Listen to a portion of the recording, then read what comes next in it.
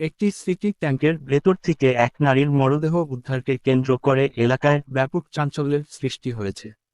স্থানীয়দের ভাষ্য অনুযায়ী ওই ট্যাঙ্কের ভেতরেই নারীকে মেরে ফেলার পর মরদেহ ফেলে রাখা হয়। খবরটি ছড়িয়ে পড়ার পর থেকেই ঘটনাস্থলে উৎসুক জনতার ভিড় জমে। অনেকেই শুধু মরদেহটি দেখার জন্য সেখানে জড়ো হন। পরিস্থিতি নিয়ন্ত্রণে রাখতে স্থানীয়রা বারবার সবাইকে ফাঁকা হওয়ার অনুরোধ জানান। স্থানীয় সূত্র জানায়, সিটি ট্যাঙ্কের ভেতরে কতদিন ধরে মরদেহটি ছিল তা নিশ্চিতভাবে বলা যাচ্ছে না। তবে এ ঘটনায় আরও চাঞ্চল্যকর তথ্য সামনে এসেছে। নিহত নারীর পরিবারের এক সদস্য দাবি করেন, ঘটনার আগে তাদের কাছে একটি ফোন কল আসে।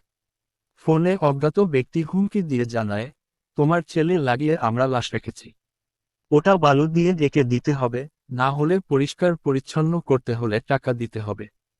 হুমকির বিষয়টি গুরুত্ব সহকারে নিয়ে পরে প্রশাসনকে জানানো হয়। খবর পেয়ে প্রশাসনের সদস্যরা ঘটনাস্থলে এসে সিটি ট্যাঙ্কটি খুলে ভেতরে এক নারীর মরদেহ দেখতে পান। প্রাথমিকভাবে এটি একটি হত্যার চিহ্ন দেখান বলে ধারণা করা হচ্ছে। তবে নিহত নারীর পরিচয় ও ঘটনার প্রকৃত কারণ জানতে তদন্ত শুরু করেছে আইনশৃঙ্খলা বাহিনী। মরদেহ উদ্ধার করে ময়নাতদন্তের প্রস্তুতি নেওয়া হয়েছে। এ ঘটনায় এলাকায় আতঙ্ক ও নানা প্রশ্নের সৃষ্টি হয়েছে।